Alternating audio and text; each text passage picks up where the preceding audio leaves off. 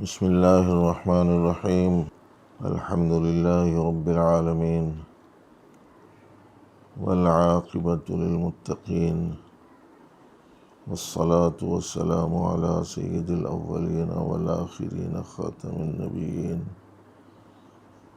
رحمۃ للعالمین سیدنا وحبیبنا ونبینا محمد وعلی آلہ وصحبہ اجمعین ومن تبعهم بإحسان إلى يوم الدين وبعد فأعوذ بالله من الشيطان الرجيم بسم الله الرحمن الرحيم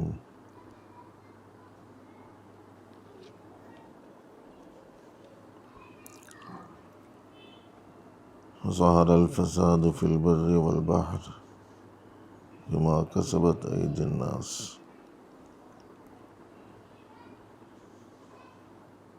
وقال سبحانه وتعالى وما أصابكم من مصيبة فبما كسبت أيديكم ويعفو عن كثير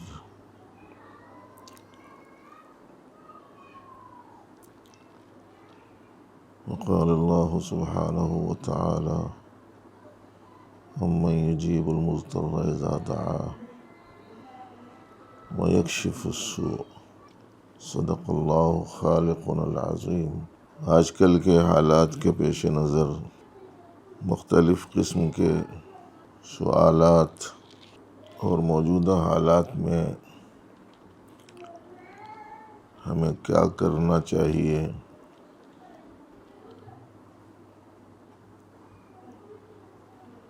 اس کے بارے میں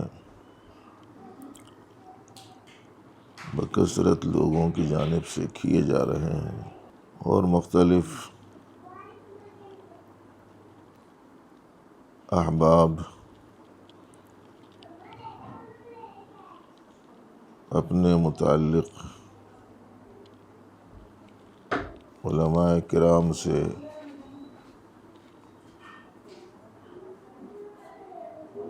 کچھ نہ کچھ اس بارے میں سننا چاہتے ہیں، پوچھتے ہیں۔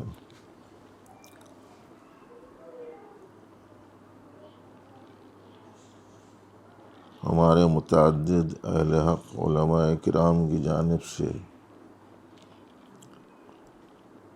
اس سلسلے میں خاصا مواد میڈیا کے ذریعے سے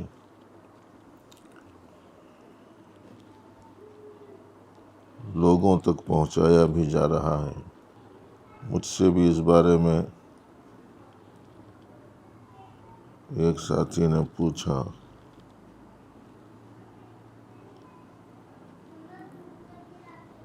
تو اسی کے پیش نظر کچھ بات عرض کی جا رہی ہے۔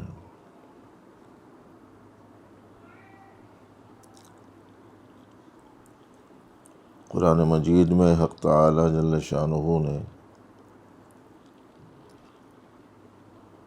خشکی اور تری میں جس قدر بگاڑ پیدا ہوا ہے، اس کے بارے میں ارشاد فرمایا کہ لوگوں کے اعمال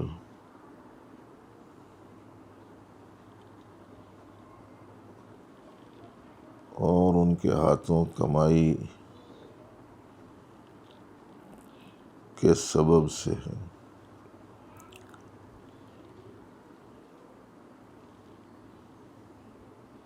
ظہر الفساد فی البر والبحر بما کسبت ایدی الناس۔ خشکی میں تری میں بگاڑ لوگوں کے اعمال کے نتیجے میں ظاہر ہوا۔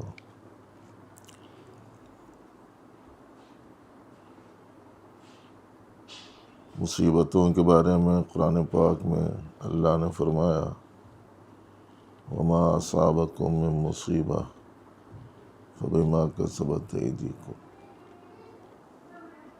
جو کوئی مصیبت تمہیں لاحق ہوئی وہ تمہارے اپنے ہاتھوں کیے ہوئے اعمال کا نتیجہ ہے۔ اس وقت عالمی طور پر لوگوں نے اللہ کے منشے کے خلاف، خالق اور مالک حقیقی کی مرضی کے خلاف اعمال اختیار کیے ہوئے ہیں۔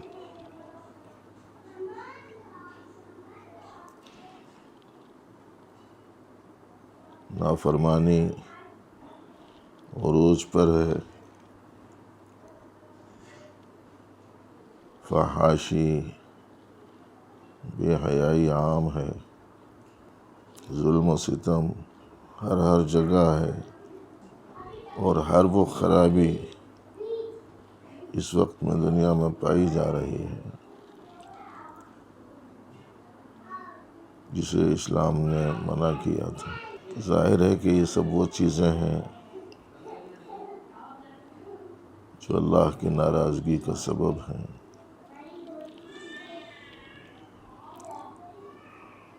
اور یہ اس لیے ہیں کہ لوگ خواب غفلت سے بیدار ہوں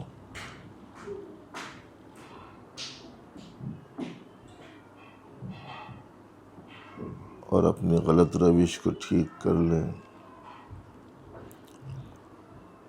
اپنے اعمال کے رخ کو صحیح کریں، بارگاہ الہی میں گڑ گڑائیں، دعائیں مانگیں۔ حق تعالیٰ کا ارشاد ہے فَلَوْلَا إِذْ جَاءَهُمْ بَأْسُنَا تَضَرَّعُوا، ایسا کیوں نہیں ہوا کہ جب ہماری سختی پہنچی تو وہ گڑ گڑاتے۔ وَلَكِنْ قَسَتْ قُلُوبُهُمْ، بات یہ ہے کہ ان کے دلوں میں سختی آ گئی۔ وَزَيَّنَ لَهُمُ الشَّيْطَانُ أَعْمَالَهُمْ، شیطان نے ان کے اعمال کو مزین کر کے ان کے سامنے رکھ دیا۔ تو دراصل یہ اللہ کی طرف متوجہ کرنے والے حالات تھے۔ ایسی صورت میں لوگ بجائے متوجہ ہونے کے ان کی نظریں مخلوقات پر مرکوز ہو گئیں، خالق سے نظریں ہٹ گئیں، اور ان حالات کے نتیجے میں دو قسم کے نقصانات ہیں۔ ایک نقصان وہ ہے جس کا تعلق باطن سے ہے، قلب سے ہے، دین و ایمان سے ہے، اللہ اور اللہ کے حبیب صلی اللہ علیہ وسلم کے تعلق سے ہے۔ اور دوسرا نقصان مادی قسم کا ہے،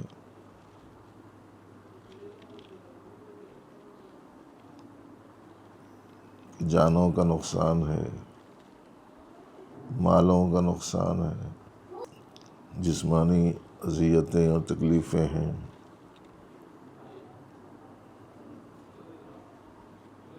ظاہر ہے کہ ان دونوں قسم کے نقصانوں میں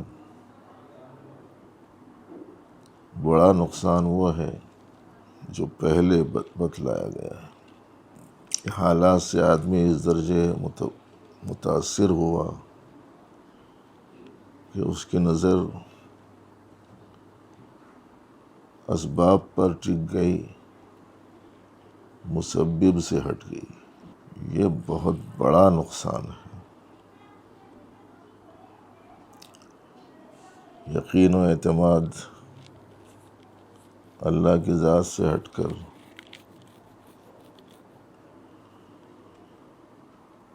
چیزوں کے اوپر آ گئے.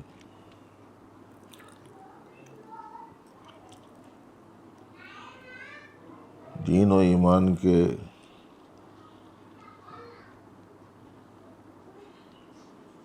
نقصان کے مقابلے میں مادی قسم کا نقصان بہت معمولی نقصان ہوتا ہے.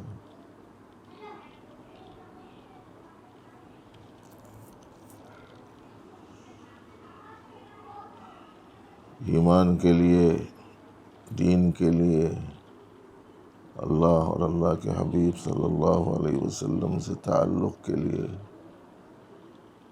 حضرات صحابہ کرام نے جانی مالی ہر قسم کے نقصان کو برداشت کیا، لیکن اس نقصان کو انہوں نے برداشت نہیں کیا.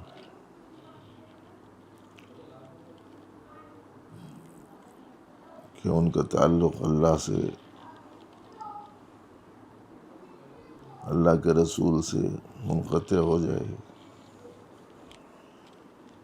دین اور ایمان کی عظیم الشان نعمت سے وہ محروم ہو جائیں. اس کو انہوں نے کبھی برداشت نہیں کیا.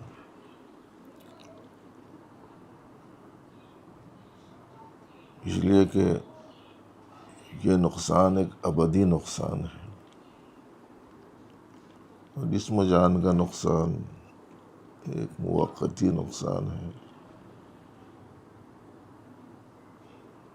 اس لیے موجودہ حالات میں سب سے پہلے ہمیں اس بات کا پورا دھیان رکھنا چاہیے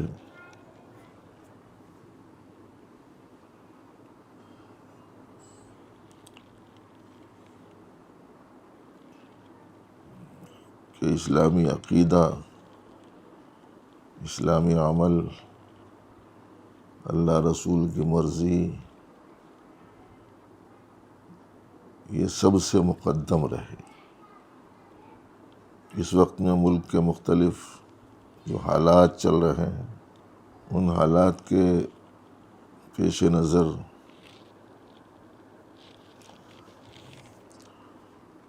تحفظ دین، تحفظ ایمان، تحفظ عقیدہ،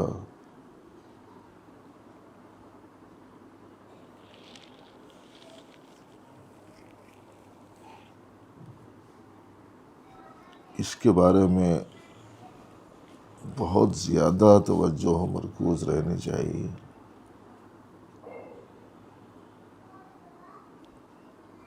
مادی فوائد اور دنیاوی چیزوں کے لیے لوگ دین کو، ایمان کو، اسلام کو ترک کر رہے ہیں.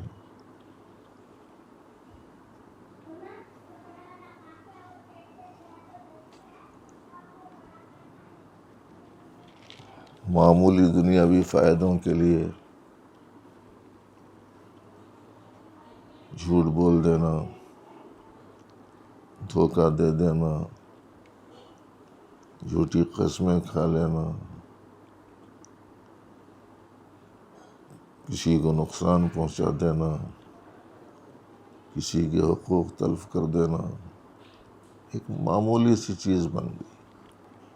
فرائض اور واجبات سے منہ موڑ لینا، گناہوں کا ارتکاب، یہ وہ چیزیں ہیں جس کے بارے میں احادیث میں بتلایا گیا ہے کہ بعض گناہ وہ ہیں جس سے بارشیں روک لی جاتی ہیں، اور بعض گناہ وہ ہیں جس سے بکثرت اموات ہوتی ہیں،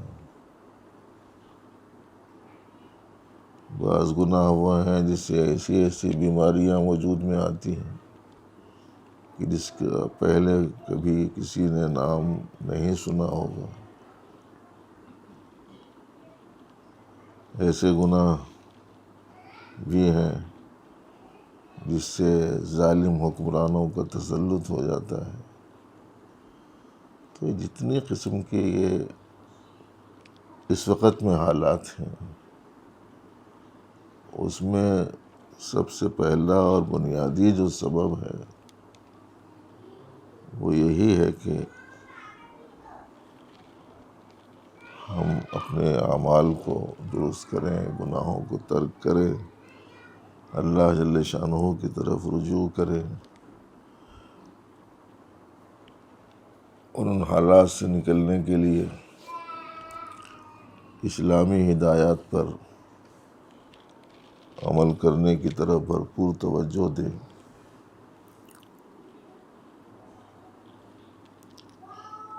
اس وقت میں ایک بیماری ہے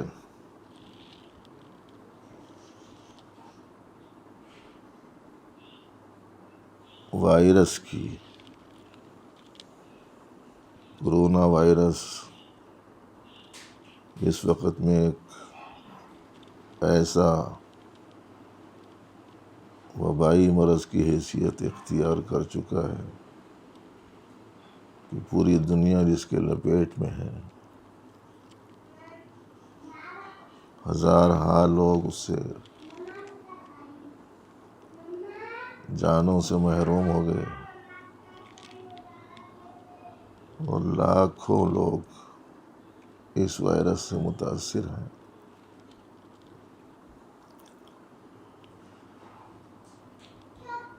اس سے بچنے کے لیے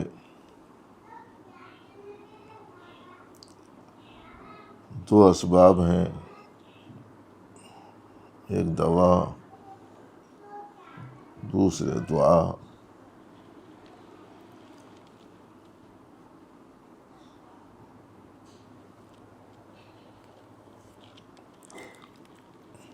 اور چاہیں تو ایک جزیہ اس میں اور بڑھا لیں، وہ ہے احتیاط۔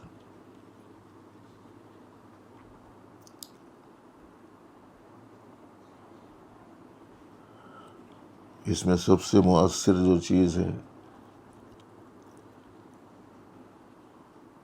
وہ اصلاً دعا ہے۔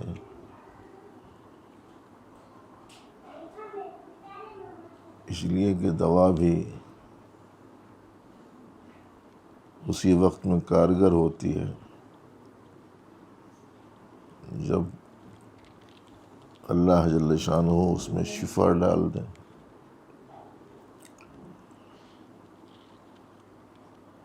اور ان کی رحمت کو متوجہ کرنے والی چیز بندے کی جانب سے عاجزی، انکساری کے ساتھ ان سے مدد کو طلب کرنا، ان کا کہا ماننا اور شفا کو انہیں سے طلب کرنا ہے۔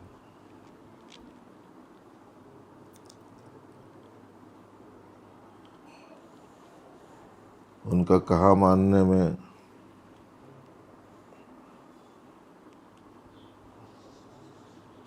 خصوصیت کے ساتھ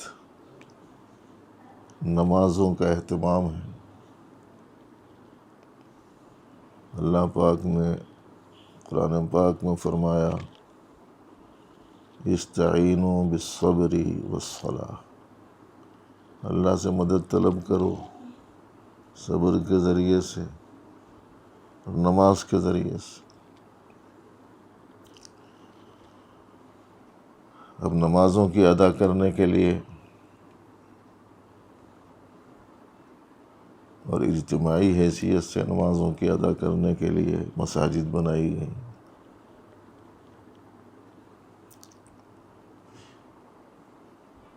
اب مساجد میں جانے سے روک دیا جا رہا ہے۔ اب یہ مساجد میں جانے سے روکنا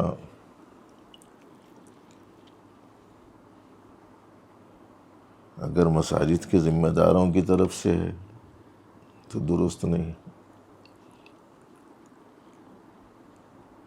مساجد کی کمیٹیوں کی طرف سے ہے تو یہ درست نہیں ہے۔ ہاں اگر حکومت کی طرف سے رکاوٹ ہے، جیسے اس وقت میں اکثر جگہ سننے میں آ رہا ہے، تو اس کے بارے میں آدمی کو اجازت ہے اس بات کی کہ وہ اپنے گھر میں نماز کو ادا کریں، لیکن اس کی بھی بعض احباب نے اچھی صورت بیان کی ہے کہ ہماری مسجدیں بند نہ ہوں اور وہاں بر وقت نمازیں اہتمام سے ادا کی جاتی رہیں، جس کی صورت یہ ہے کہ مسجد میں کچھ نہ کچھ احباب تو ہوتے ہی ہیں، جیسے اکثر ائمہ ہوتے ہیں، مؤذنین ہوتے ہیں، ایسے ہی کچھ احباب بجائے گھر میں پڑے رہنے کے مسجد میں اپنا پڑاؤ ڈال لیں اور وقت پر نمازیں ادا ہوں، اور جن لوگوں کو ایسا موقع میسر نہ ہو وہ لوگ اہتمام سے اپنے گھروں میں بر وقت نمازوں کے ادا کرنے کی بھرپور کوشش کریں۔ لیکن اس وقت میں اس بات کا ڈر ہے کہ پہلے ہی لوگ مساجد میں نماز کی طرف متوجہ نہیں ہیں، بڑی مشکل سے جمعات میں آتے ہیں، اب جمعہ میں بھی روک دیا جا رہا ہے، تو اگر ان میں نماز کا ذوق و شوق ہوتا تو وہ 5 وقتہ نماز میں آتے، اب لے دے کہ ایک جمعہ کو آتے ہیں۔ تو ایسی صورت میں جب مسجدیں بند ہوں یا روک لگا دی جائے تو اس بات کا خدشہ ہے کہ ایک بڑی تعداد جو کم از کم جمعہ میں آتی تھی وہ بھی نہ آئے۔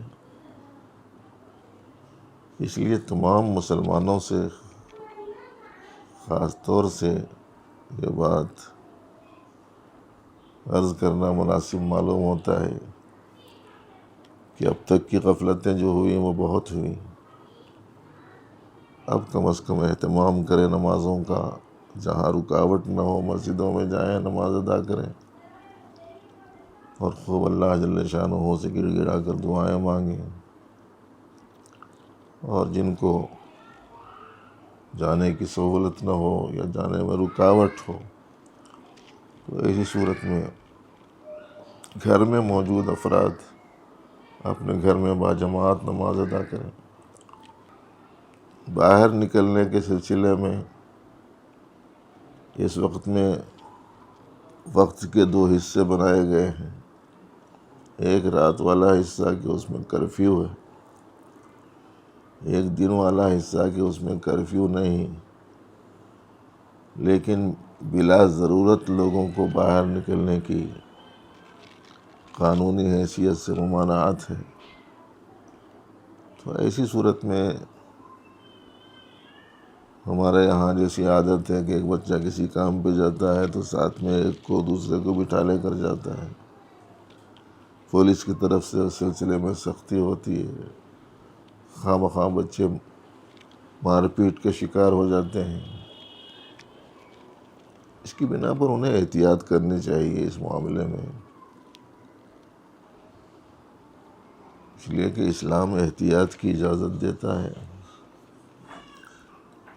تو احتیاط کریں، ایک جا سکتا ہے تو ایک جائے، بقدر ضرورت جو چیز چاہیے وہ لے اور فوراً واپس آ جائے، اس لیے کہ سبب کے اعتبار سے افراد کا ایک جگہ اکٹھا ہونا یہ اس بیماری سے متعلق مضر سمجھا جا رہا ہے اور اس سے روکا جا رہا ہے، تو اس بارے میں احتیاط کا حکم یہی ہے کہ ہم بھی احتیاط کریں، احتیاط کے بارے میں جو حکم ہے، باقی کسی چیز کو مؤثر بالذات نہ سمجھیں ان تدبیروں کو، کہ ان حالات کی وجہ سے کہیں ایسا نہ ہو کہ ہمارا باطن، ہمارا عقیدہ، توحید یہ متاثر نہ ہونے پائے، اس واسطے کہ مؤثر صرف اللہ جل شانہ ہیں۔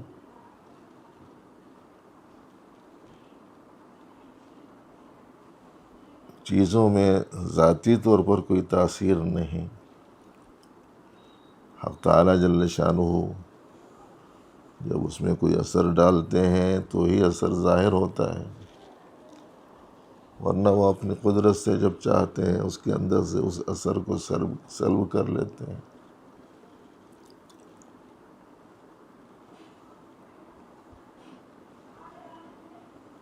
جیسے اللہ نے اپنی قدرت سے پانی میں سے اثر کو زائل فرما دیا، غرق کرنے کا،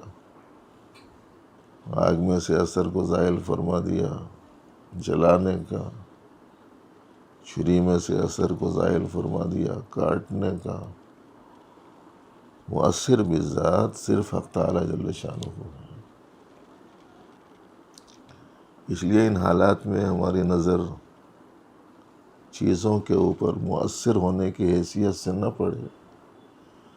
ہاں، اسباب کو ملحوظ رکھنے کی اسلام نے تاکید کی ہے، اس کی بنا پر احتیاط انہیں اسباب میں سے ایک سبب ہے، اسے برابر ملحوظ رکھنا چاہیے۔ اس وقت میں زیادہ تر لوگ گھروں میں رہ رہے ہیں۔ بہت کم ایسے مواقع موجودہ زمانے میں ہیں کہ لوگ گھروں میں رہتے ہوں، بالخصوص مردانہ گھروں میں عام طور پر نہیں رہتا۔ اب ایسی صورت میں جب کہ عورتیں اپنے اپنے گھروں میں ہیں، ان کے مرد اپنے اپنے گھروں میں ہیں، ساتھ میں بچے ہیں، والدین ہیں، سب کے سب جب گھر میں موجود ہیں، تو اس موقع کو غنیمت جانتے ہوئے گھر کا سرپرست، گھر کے ذمہ دار، گھر میں بچوں کی تعلیم تربیت کا خاص اہتمام کریں، ان کی دینی ذہن سازی ہو، ان کو ایمانیات، دینیات کو اچھی طریقے سے ان کو سمجھائیں۔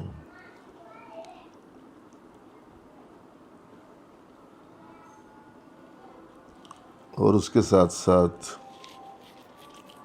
قرآنی مذاکرہ، احادیث رسول صلی اللہ علیہ وسلم کو سمجھانے اور نبی رحمت صلی اللہ علیہ وسلم کا سیرت طیبہ سنانے کا اہتمام کریں۔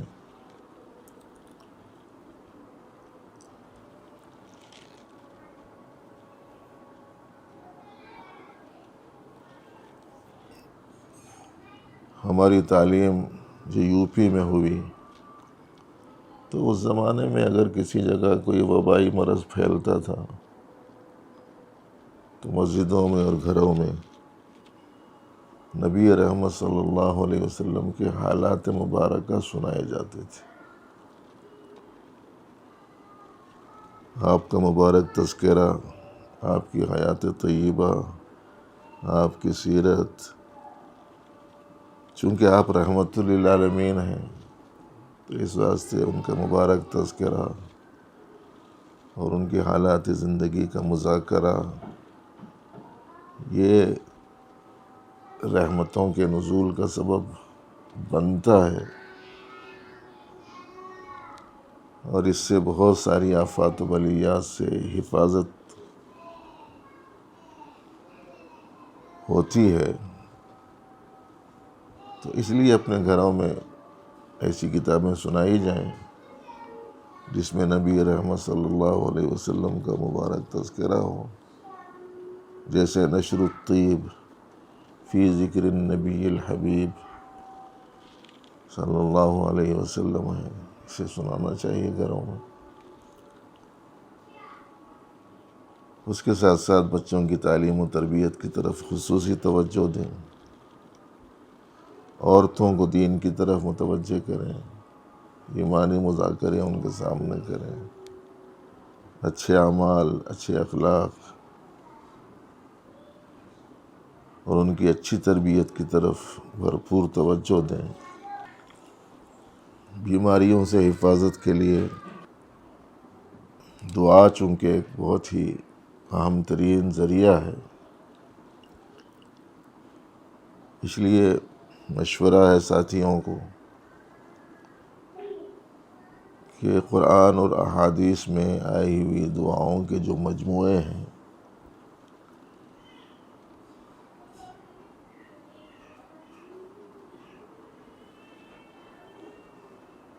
ان کو بحیثیت دعا پڑھتے رہنے کا اہتمام کریں، جیسے مناجات مقبول ہے، اس میں ساری دعائیں جمع ہیں اور مقدار اس کی زیادہ ہونے کی وجہ سے اسے 7 حصوں میں بانٹا گیا ہے۔ تو ویسے تو روزانہ اس کا ایک حصہ پڑھ لینے کا معمول بنانا چاہیے، لیکن اب جب کہ فرصت زیادہ ہے تو اس کے 2 حصے 3 حصے پڑھ لیے جا سکتے ہیں، بلکہ پورا مجموعہ بھی دعاؤں میں بحیثیت دعا پڑھا جا سکتا ہے، مانگا جا سکتا ہے، اس کا اہتمام کریں۔ لیکن چونکہ سب کے پاس میں یہ مجموعے نہیں ہوں گے، اس لیے 2-4 دعائیں آپ حضرات کو سنائی جا رہی ہیں، ان دعاؤں کو خاص طور سے نمازوں کے بعد صبح شام اہتمام سے پڑھ لیں۔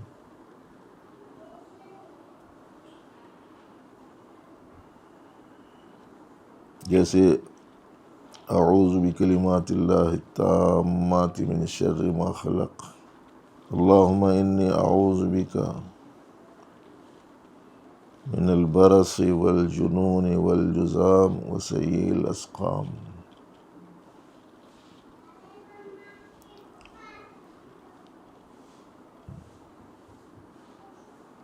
لا الہ الا انت سبحانک انی کنت من الظالمین۔ یا حی یا قیوم برحمتک نستغیث۔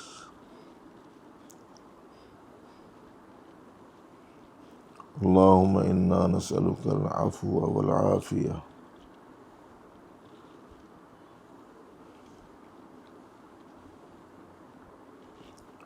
اللہم انی اسألک العافیہ فی دینی و دنیای و اہلی و مالی۔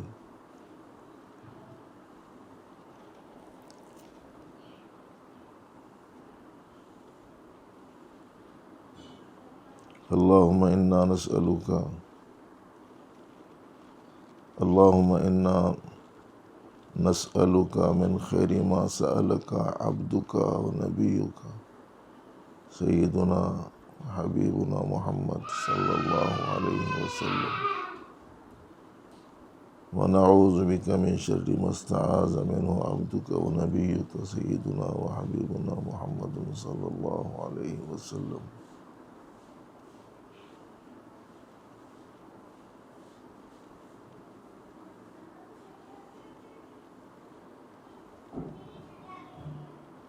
عربی دعائیں یاد نہ ہوں تو اردو زبان ہی میں مانگ لی جائے کہ اللہ ہم آپ سے عافیت اور صحت طلب کرتے ہیں،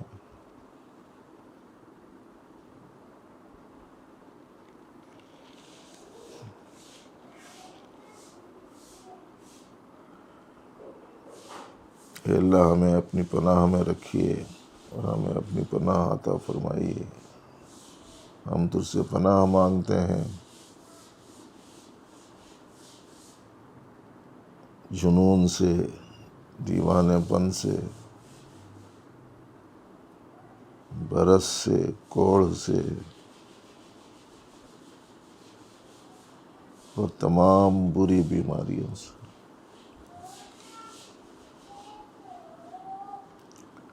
اے اللہ ہم آپ سے ہر وہ خیر مانگتے ہیں جو نبی رحمت صلی اللہ علیہ وسلم نے مانگا، اور ہر اس شر سے پناہ مانگتے ہیں جس سے نبی رحمت صلی اللہ علیہ وسلم نے پناہ مانگی۔ یہ کچھ دعائیں ہیں جس کا ہمیں اہتمام کرنا چاہیے۔ خلاصہ یہ ہے کہ ذاتی طور پر اللہ ہی کو کرتا دھرتا اور مؤثر بالذات سمجھیں،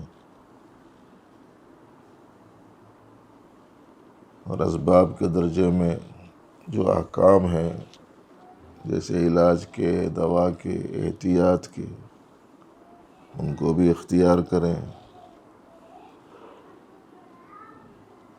ان حالات میں اللہ کی طرف رجوع کریں، دین و ایمان کو ہر چیز پر فوقیت دیں۔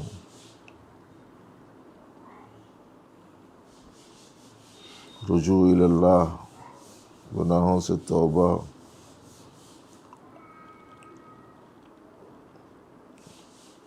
کرتے ہوئے بالخصوص فرائض و واجبات کا پورا اہتمام ہو، اور دعاؤں کا بہت زیادہ اہتمام کیا جائے۔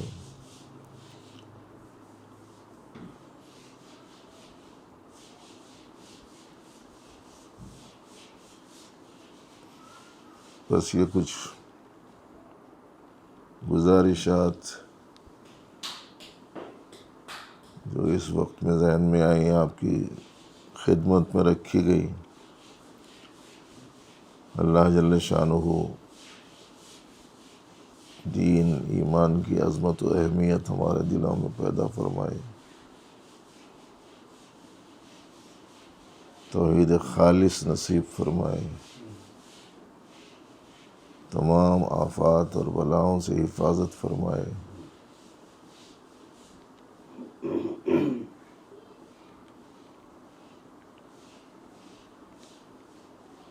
اور ہر بیماری سے ہم سب کو محفوظ رکھے،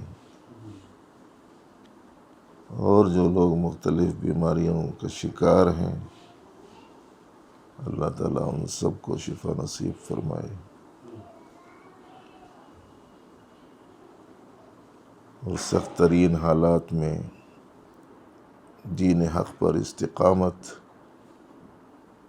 ہر فرد کو پروردگار نصیب فرمائے۔ وآخر دعوانا الحمد للہ رب العالمین۔